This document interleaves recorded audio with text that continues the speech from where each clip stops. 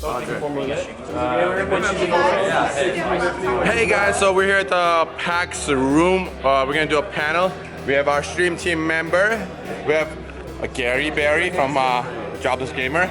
We have Typical Gamer from. Do a handstand for you? Yes, but we have Typical Gamer here from Pavonis.com. What the flip? All right, ready? I'll be right back. I'm going to the bathroom. Oh, wait for me. Yeah. The room is empty right now, but we got a bunch of people waiting outside, so let's see how crowded we can get it.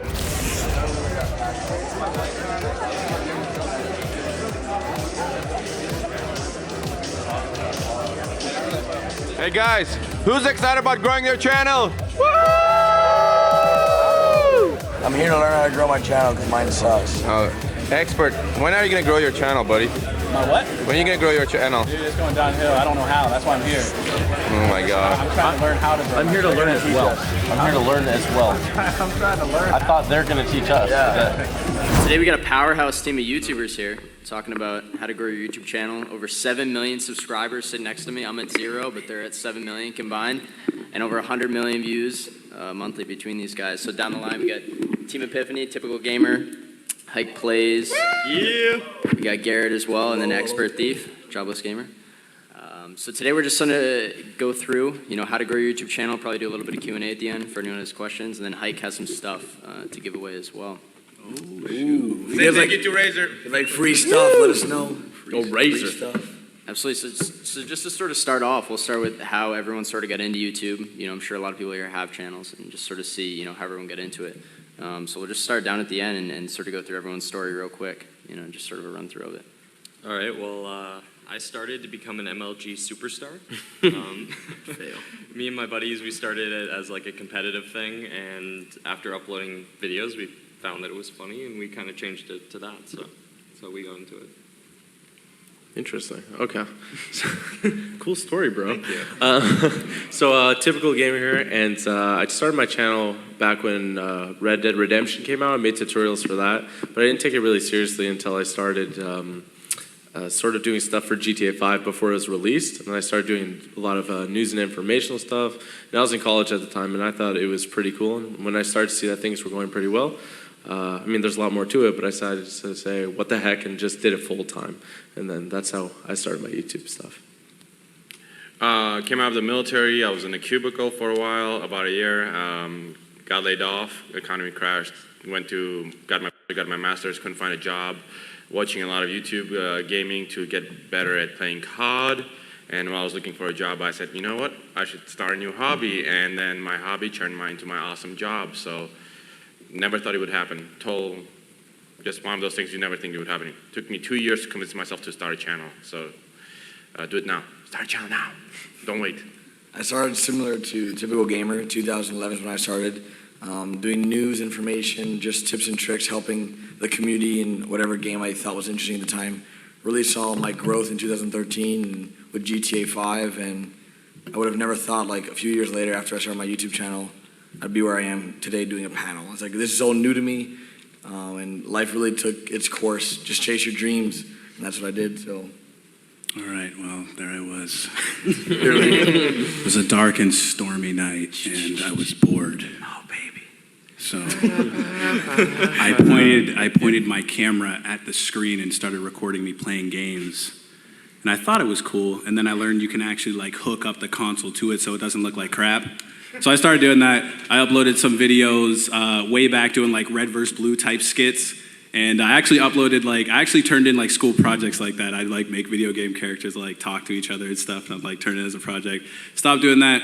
Then the whole commentary thing became a thing, like talking and playing. I started uploading that stuff. Grand Theft Auto came out.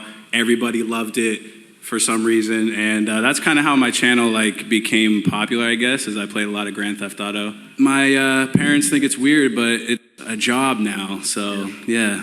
I take it kind of seriously. So, for the guys at the end, if you don't know, they're part of sort of a team of gamers together. And I know, right now it's super hard to grow a channel. There's thousands and thousands of channels on YouTube. So, how much of your guys' success do you think is attributed to sort of collaborations with other channels? And how do you go about finding those right people to work with? Well, we're part of the stream team, or we are the stream team. We grew our channels before we put a team together. So Most of us grew our channels individually, but it's a lot easier to work with someone you trust and collaborate with, because doing live streams alone or even recording alone for hours, you go crazy. And if you have a friend to play with, it's so much funner and easier. So we grew it ourselves, but I feel like it's definitely easier doing it together. Yeah, I would say that at least for me coming in, I had already over 1 million subscribers about, right? And I know Hike was near there too. And so we were pretty well established at that point. But I mean, collaborating at any point in time is a good idea.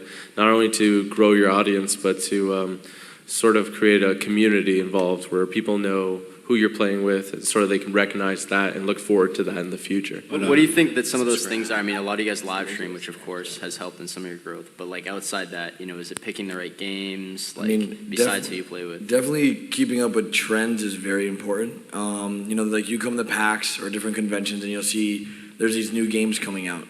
And some of them may be really small titles that are indie games. An example like Happy Wheels. No one knew what Happy Wheels was until the bigger YouTubers started playing it. But if you would have gotten on that ball before the PewDiePies started playing it, then you would have been, amongst the group of YouTubers that we found when people searched for it. Something that helped a lot of us is, especially me and TG, is not too many people were doing GTA when it came out. I started streaming GTA and I grew real quickly. TG was doing GTA news and he grew really quickly. So if you're doing something like Killzone, you gotta remember your audience size you're reaching out to is important. So if you're doing Killzone, for example, unfortunately it's a great game, but there's not a lot of people who go online and search for Killzone. So you might be the biggest Killzone channel, but that's 50,000 subscribers. So maybe you should. I know you love that game, which is great, but maybe if you're trying to grow, find a game that has a bigger audience, or find a game that's growing quickly and try to grow with it. Don't necessarily go into a tiny niche that no one knows about just because you specifically love that game yourself. But if it's a hobby and you're not trying to grow it out, do that because it's gonna be really fun. Yeah, I agree with that. Like what I tell a lot of people is, like if you're trying to do YouTube or streaming as a job, there's like this scale you always got to make sure is in balance. You can't play something that only you like and no one wants to watch, and you don't want to do something that everybody likes but you hate. You got to find that middle ground where you're like, I like this game and people like to watch it. Otherwise, it's uneven, and either you're going to hate it and you're like, I play this game, but I hate this game. Everyone likes it for If some you reason. hate it, everybody's going to see the fake. Yeah. Then what's the point of you doing this? You got into this because you love it and you want to make like your dream job, and then you're playing a game you hate. So you got to find that middle ground, like something you like and something that people like to watch, which can be tough, but there's a lot of games out, so you just got to keep looking. Yeah, I mean, Hike, you're in a sort of an interesting boat since you have 2 channels that you're running, of course. So, how do you manage both those audiences and make sure that you're growing both of them? It's the hardest thing. 2 channels is the hardest thing. I originally started with HikeTheGamer channel, which grew really quick when I started live streaming on YouTube. And what happened is I got a community strike, and a lot of people will get a strike. It happens. Sometimes it's not your fault, sometimes it is. And one of the things I'm going to tell you before we go anywhere else is do not put music on your videos, especially if you don't own the rights. So Don't do it. Don't do it. You'll lose your channel. You'll invest all your time into it and then lose it. So don't do that. But anyway, with 2 channels, I started one channel, it was growing, and I got a community strike, and I couldn't live stream on YouTube anymore. So I started my 2nd channel, and I still have a hard time figuring out how to separate the content. So on my HikeTheGamer channel, I try to do funny moments, shorter videos, stuff that people can watch quickly, then try to reach out to that audience. And then on Hike Plays, I try to do long content. But 2 channels is really hard to manage. It's harder to grow because you have to make twice the content. So I have to make a video for HikeTheGamer every day, and I have to make a video for Hike Plays. If I made 2 videos for one channel and uploaded on one channel, it would grow faster, that channel would. So I would say don't do the 2 channel thing unless you're fairly big, unless you can get some help, some friends to help you edit and upload, because that's a lot of hours. How do you sort of work with your fans to keep them engaged? How do you, make sure that those fans are passionate and sort of interact with them so that you don't feel like, you're on a different wall than they're on? So I kind of felt like I was cheating my fans on HikeTheGamer channel because it's a smaller channel, and so I started doing vlogs, for example, on HikeTheGamer channel, which I didn't used to do, and I try to give them something that I don't give them on Hike Plays. On Hike Plays, I'm on there for an hour and a half, 2 hours, twice, 3 times a day, and I get to engage with the fans directly through the live streams. On HikeTheGamer, I started feeling like I'm cheating my friends. I don't call them fans or subscribers, I call them friends. I started feeling like I was cheating them because I didn't get to spend one-on-one time with them. So I figured out, you know what, let's do some vlogging, let's give them something they like. But I would say the videos you make right now, what you need to do for your videos right now. Thumbnail, right? If you're investing 3 hours, 4 hours on a video and you're investing 5 minutes on your thumbnail, mistake. Because you could have the best video in the whole wide world and have the worst thumbnail and no one's going to see it, or you might have the worst video in the whole wide world and have the best thumbnail and you get millions of views. So you invest as much time you're investing in your videos into your thumbnails. Study your SEO. If you want to be the next big thing, like he said, you want to predict that Ark Survival is going to be the next big thing or something like that, well, how are you going to know how to upload and how to title? So get up every morning, and the first thing you should do is, if you want to rank for Ark, search Ark on YouTube and see in incognito mode and see which words are ranking for Ark. And if you do it for 30 days, every time YouTube changes their SEO, you will learn it. You'll know exactly how to target, and you'll know what's happening with the title every single time, and you'll be able to target it. The work you put into the mechanics of growing a channel is going to pay off, and you should try to predict it. Prediction is really hard, and it's happened for me, and it was pure luck. I had GTA on my table for 2 weeks and I didn't play it, and then I played it and grew like hell, and it was pure luck. Why do this thing rank better? Why this thing don't rank better? Do likes help? Do likes don't help? Right now, there's a bunch of things that help. Engagement, meaning what? Comments. Get people to comment, that's gonna help you. Audience retention, how long people watch your videos. Put something exciting up front, let them see, for them to look forward to it at the end. So audience retention, audience engagement, what else? There's so many things like that. But I'm just saying, do your homework, study.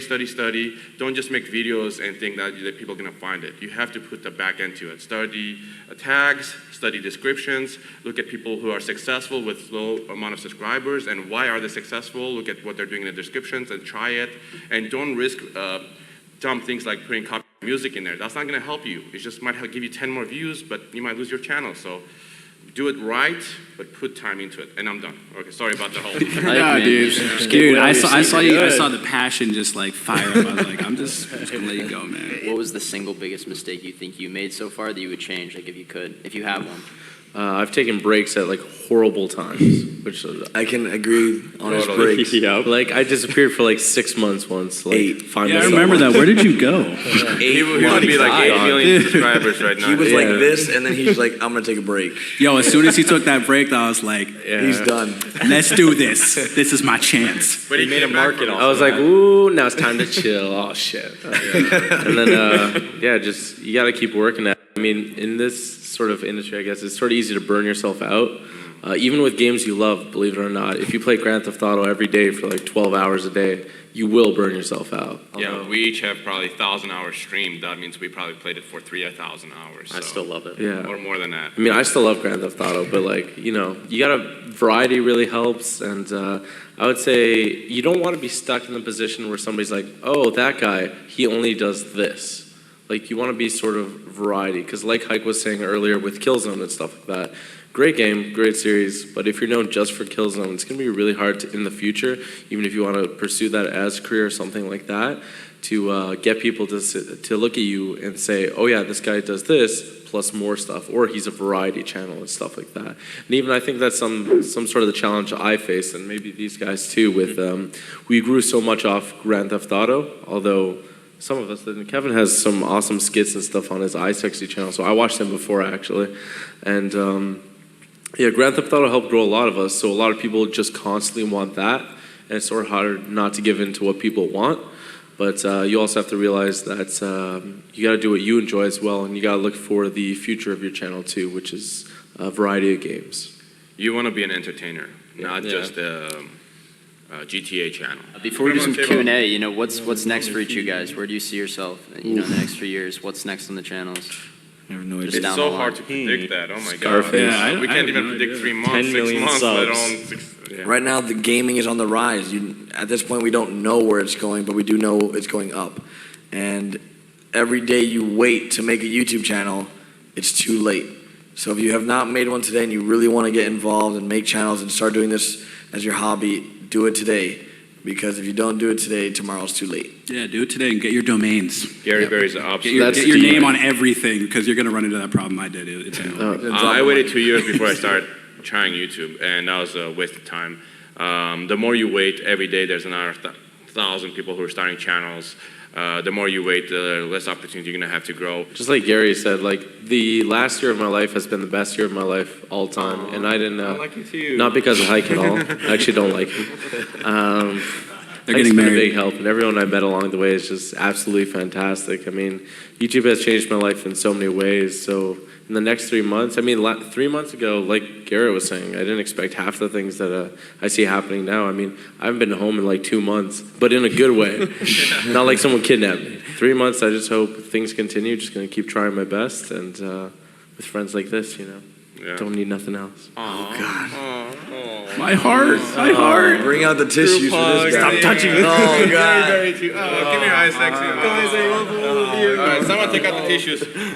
Thumbnails. Good job on your freaking thumbnails. I spend like I 2 to cannot 3 stress hours. that on enough. Thumbnails. How Put boobs in many the hours do we thumbnails. spend on our thumbnails? Boobs in the thumbnails. 300. Two- So we have 2 two hours mics at Shout here. out to my boy Cryos Gaming. He makes good thumbnails. We plan to stream at noon, right? 3 o'clock, and me and him, I got nothing. You got something? I'm like, I got something, and then we share it, and then we start all over again, and we don't start streaming till 4 p.m. and everybody's mad at us.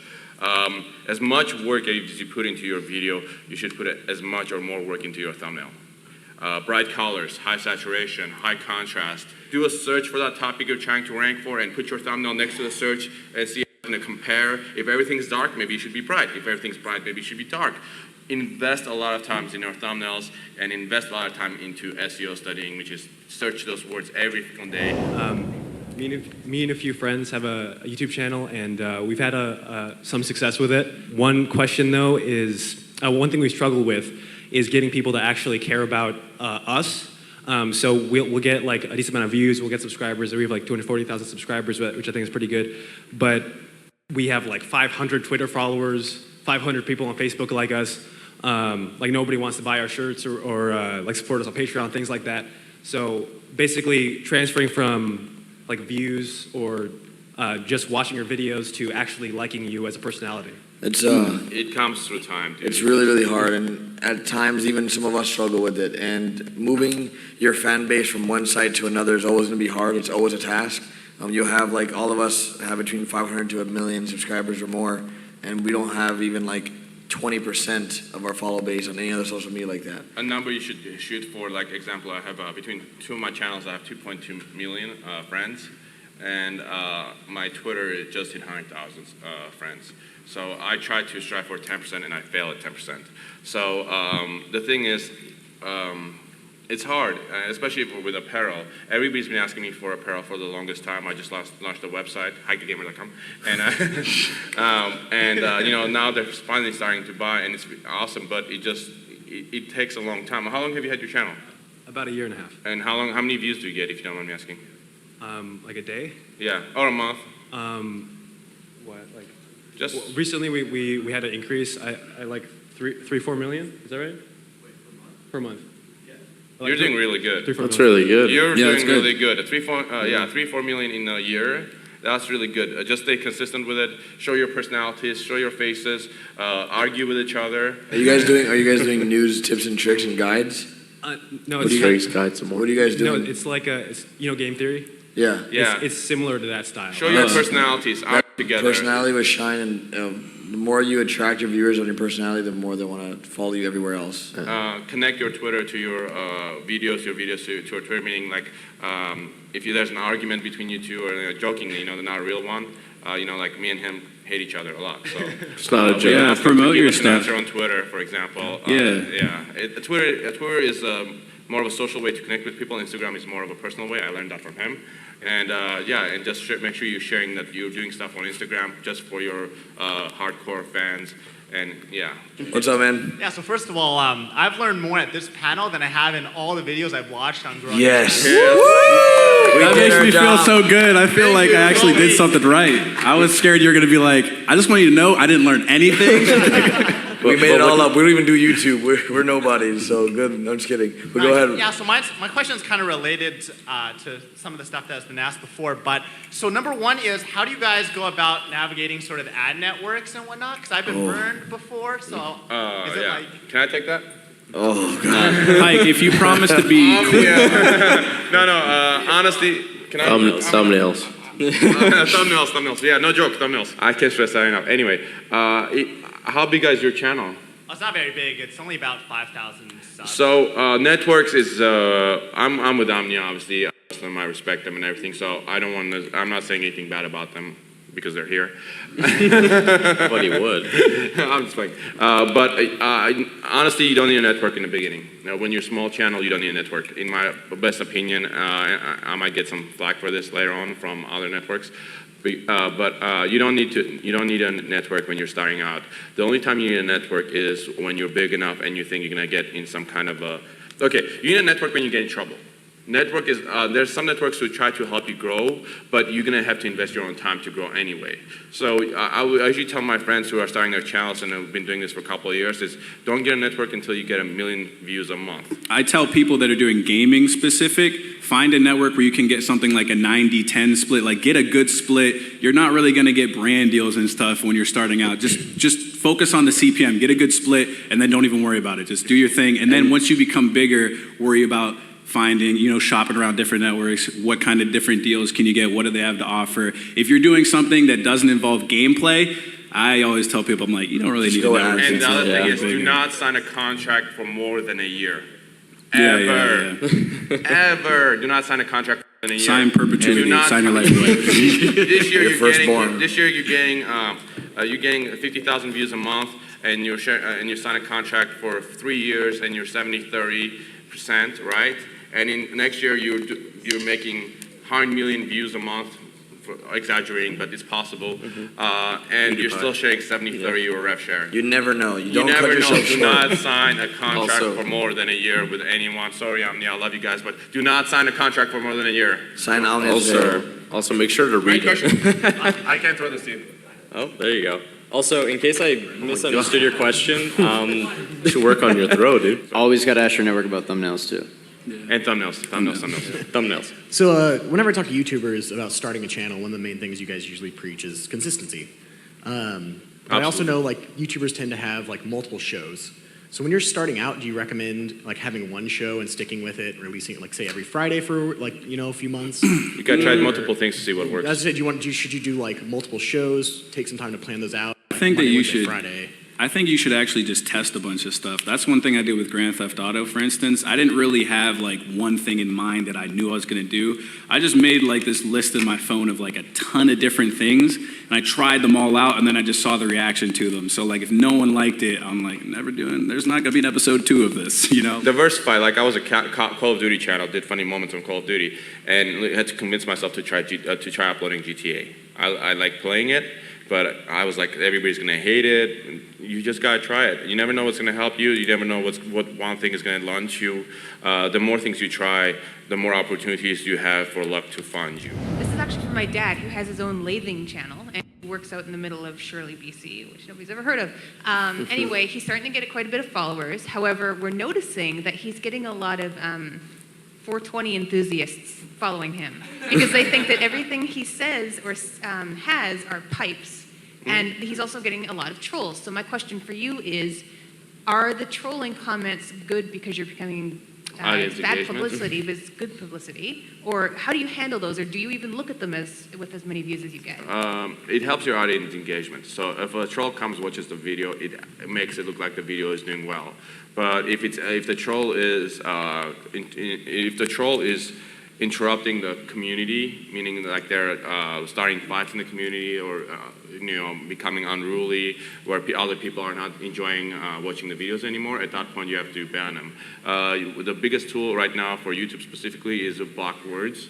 I think I have a list of maybe 100 blocked icons or logs. What are those words, Hike? Austin from Omnia. Anyway. I would say the best thing to do, which I've always done, is don't reply to them. Don't acknowledge them. Yeah, it really, don't even delete the comments unless they're obviously horrible or something like that, and you really want to get rid of them because you're just going to fuel it. And if you just ignore it, it'll eventually go away because they just want you to acknowledge it. My question is, when you start growing your channel and getting bigger, at what stage can you reach out to developers and publishers for promo copies, and then how do you go about doing that? It depends at what level you're reaching out to developers. You know, indie developers are willing to give you as someone that's interested in their game everything, anything. If you're reaching out to companies like EA and you have like 1,000 subscribers, they're gonna like look at you like, yeah, what are you doing? Yeah, I was gonna say on that note, eventually companies just start messaging you, which is really nice. But something really helpful, just in case they would like to do that, is to have your email in your About section on YouTube. There's like a form there that you can fill out. And they added recently that you have to click to see it, but it's still great to have it there. And be careful. Some people reach out to you like they're a developer, but they're trying to get things from you. So just be careful. And then is there such thing as too small? There's no such thing as too small. Well, I mean, a developer. No more sayings from you, like, no more. A developer can start a channel and get 100 subscribers and 1,000 views a month. So, I mean, why would they go look for someone like that? You know what I mean? But if you have the personality that they think they can invest in, but you're a small channel, sure, they'll invest in you. For example, when I reached out to developers, I went to my first E3, I was like 10,000 subscribers, but at the same time, I met the PR guy at Activision, and then we had a great conversation, which next year led to me meeting Andre here at Typical Gamer, which led me creating the stream team. So you don't know what's gonna happen unless you try, but I mean, yeah, I can't say there's no such thing as too small, because realistically, there is. And it's sad, but I'm still gonna try. And check your spam box, because the only reason I went to the event I met Hike was because I found it in my spam box, so figure that one out. Thank you. Thank you. I think that's about all we have for today. If you guys do have additional questions, we're willing to take them outside the hall because we ran out of time. I wish to go on all day. Do we have like 2 minutes to give away? Or Yeah, real quick. Give that thing away, man. Somebody wants we'll that give mouse. give away outside. We can do it. They're playing the music already. So Come talk to us. Awesome. We'll Thanks, tell you about everyone. thumbnails. Thank you.